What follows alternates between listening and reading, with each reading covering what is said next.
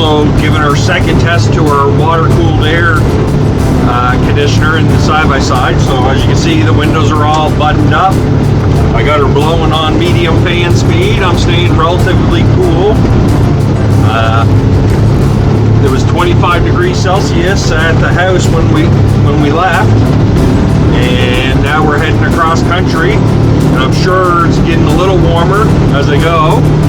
And the water-cooled air conditioner's been running for 20 minutes or so, and like I showed you earlier, it only had like 6 ice packs in it and tap cold water, 5 gallons of it, and it'll sit out here in the sun for probably an hour as I practice with my 3rd or 4th trip around with the Neo.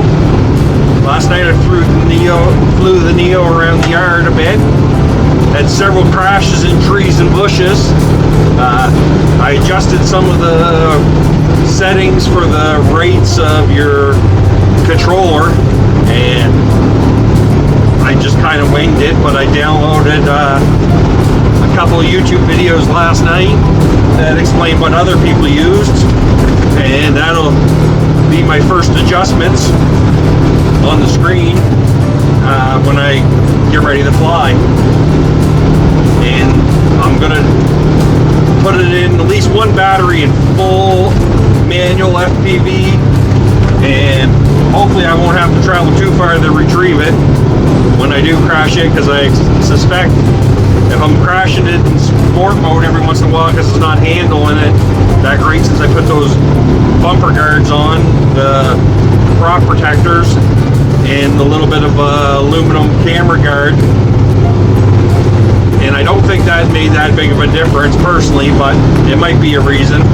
Then I randomly changed those settings for how responsive the drone is and the controller is. Once I get them reset to what these other people are using, we'll take her for a flight and find out.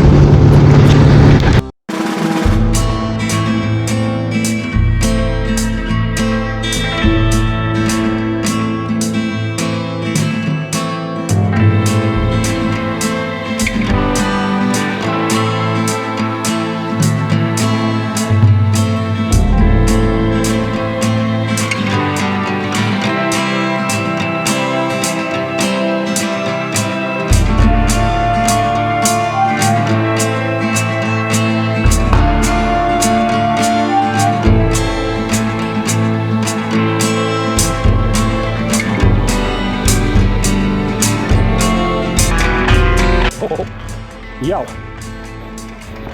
that's way more serious than I was. Good morning, everyone. It's Jamie from JC Dynamics. I'm about to go out and fly my Neo drone here, and it's about 11 o'clock in the morning, 25 degrees Celsius here, the second day of August. I'm going to purge some of the old water from 3 weeks ago, the last time I used my water cooler air conditioning system out of it.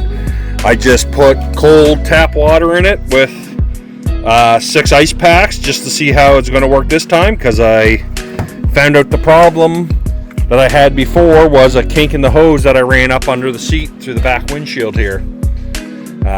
Wasn't getting a good enough flow, even though it kept me fairly cool. So I'm just going to start this up and purge some water out of the system.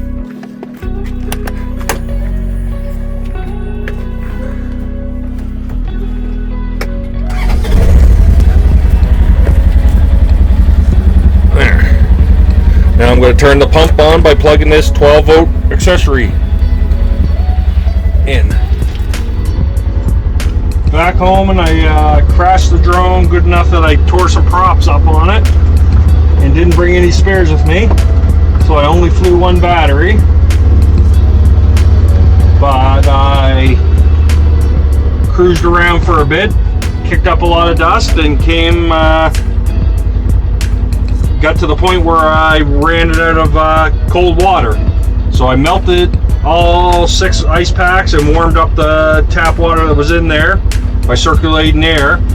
But all in all, We were out in the sun for probably 2 hours total, and driving 50 kilometers an hour on dirt roads in the hot sun, and it's close to 30 degrees now. So it came up 5 degrees since I left, and can't really be too disappointed because I haven't used full ice water yet. And you can also make some bigger ice packs out of PVC tubing that are capped, and that's going to be a trial thing too. So now I got to go fix my drone, put new props on it, and maybe give it a try again in full manual out, because I crashed that one real good several times in one battery. So I see you on the next video.